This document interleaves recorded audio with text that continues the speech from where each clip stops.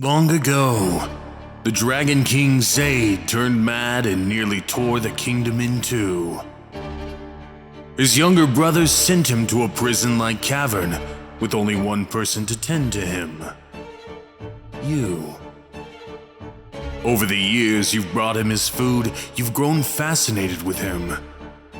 What you don't realize is that he's grown just as fascinated with you, and has claimed you for himself.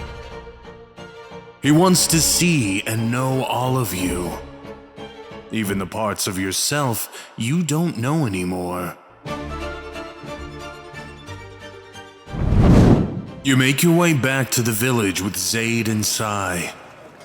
Sai, to her credit, seems to shadow slither onto a nearby home, perching in a gargoyle-like fashion and just observing. Sai is a fan of observation. It has been some time since she's been in this world, so I imagine she's perching on that poor man's house like a gargoyle to figure out how much to dislike us this time. She is something, yes.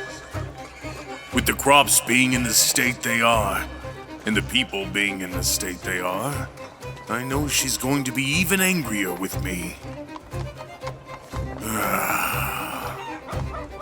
For all that she is, or could be, she seems to hold an especially soft spot for slaves or the underprivileged. Ask her about fixing the crops. Xayd looks towards Sai, and then quickly away when she glares in his direction. You are braver than I am to be willing to ask her questions, but I will be at the ready to defend you, my love. You approach Sai as she stays hunched over in a gargoyle-like fashion, surveying everyone like a particularly large shadow of a crow. What? Can you ask me questions about magic? Fine. What do you want to know? You want to be educated. That's more than your purple-assed idiot of a partner or his purple-assed idiot brothers ever did.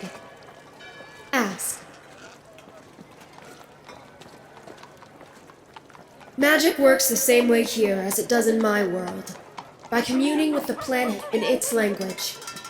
You talk to the planet, it talks back.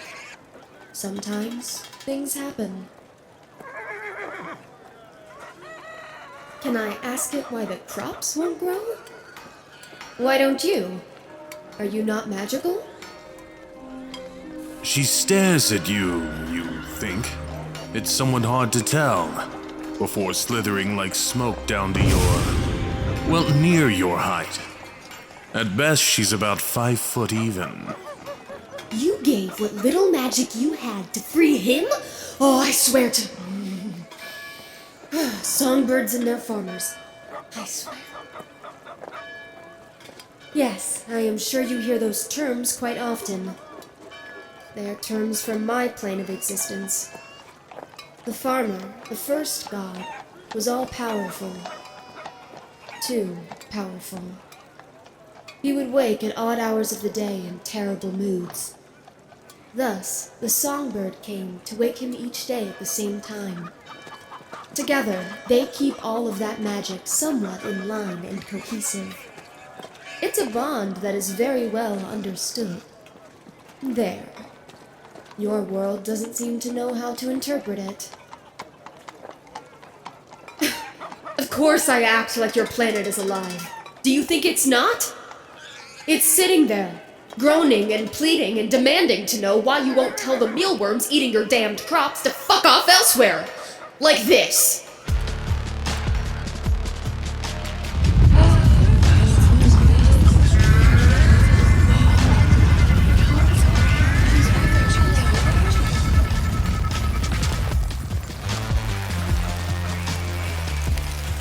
beleaguered farmers all yelp in shock as mealworms by the thousands take their leave. There's something hideously unsettling but comical in the act.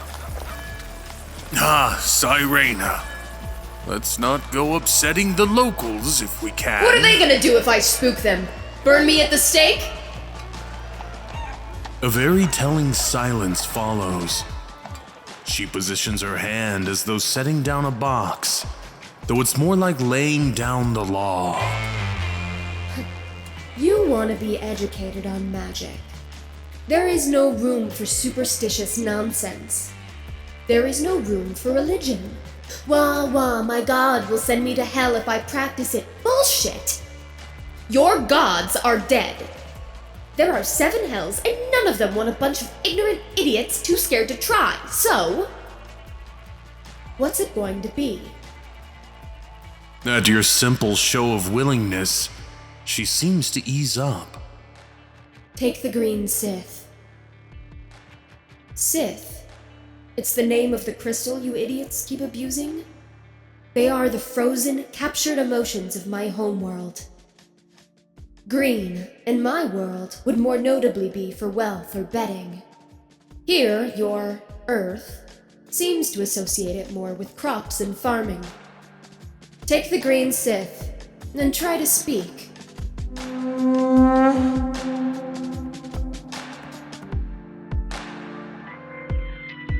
Despite Xayd's hesitance, you take the Sith shard and hold it. It thrums in your hand, and you get the same sensation one might when picking up a confused, injured wild animal that doesn't know if it can trust you or not. The people are hungry and need more food. You, Xayd, and basically everyone but Sai yelp out in surprise as the crop fields tear asunder, giant crops shooting from the ground and standing proudly, almost dwarfing some of the little homes. Oh, that's... wow. Oh, thank you, Songbird. Thank you, King Xayd. Thank you, terrifying Shadow Demoness. Thank you. We'll be able to preserve and use these for years, and we can even send supplies to others in need. Now, hold on.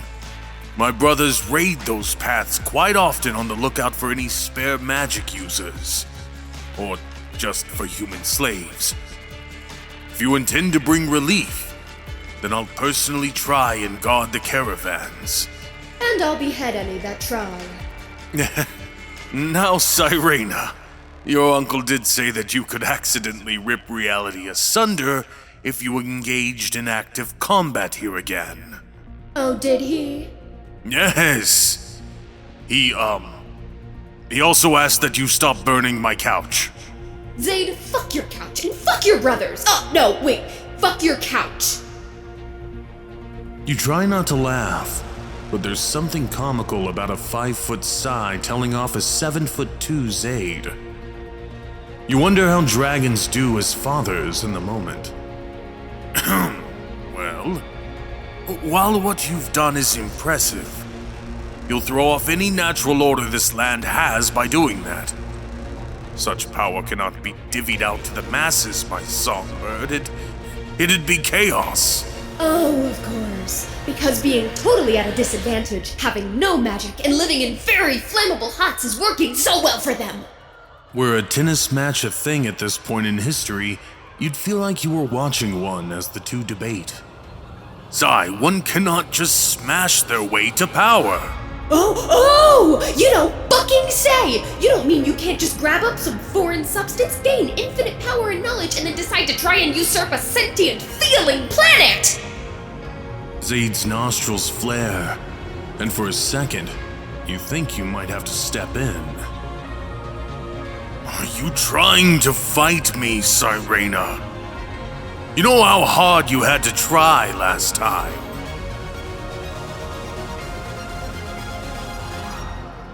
The whole planet, you can feel, knows that this was the wrong thing to say.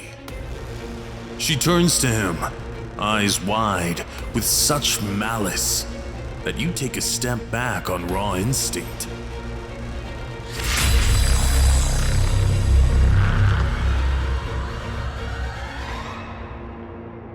She blinks out of existence with that terrifyingly cold stare, saying nothing. And she shadow-stepped elsewhere. Thank the gods that de-escalated. I know it's risky annoying her love, but Sai is a force of nature. She cannot be reasoned with. And if we... You both whip around and see an absolutely massive tidal wave speeding your way. A tidal wave? Oh, that little gremlin has gone too far.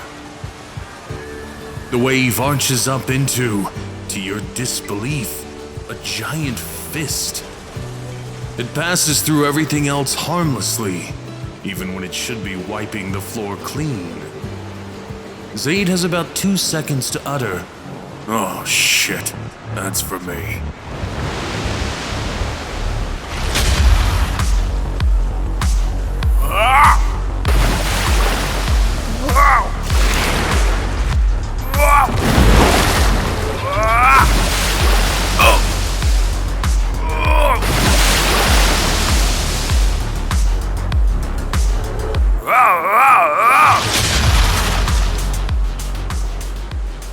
As you watch, the demon, to put it lightly, beats your lover senseless. Whether it's the water throwing him about or her outright blitzing him with some sort of scythe, she is relentless. Sai stops just short of outright crushing his head, almost steaming with fury. I'm not going to kill him. On one condition. She pulls him close, glaring into his eyes. Do you feel the pain of being so utterly helpless that you couldn't even draw blood on me? Yes? That is how you and your twat brothers have made these people feel for eons. You do not get to hold that power from them anymore. You want to level the playing field? Then stop acting like the main character and give the means to the people you supposedly care so much about and let them fucking fight back! They could die. They're dying by the dozens anytime you aren't looking. Admit this is your pride. Admit you want to still be a king at the end of the day, and I'll stop choking the miserable life out of you! I admit it. Oh! Sai tosses him unceremoniously down, taking a few breaths before she turns to you. You. Yeah, you. The songbird whose partner I just beat up. You're with me. I'm going to teach you and the other humans how to take power back out of sheer raw spite for this purple C-word. What? I can't say C-word? Fuck you, Elaine! Stop censoring me in this dimension! It seems I don't have much of a choice in this. I can only humbly ask that you teach me the same, so that I do not become a burden in this endeavor. Fuck you. Ugh. It's a yes, but still, fuck him.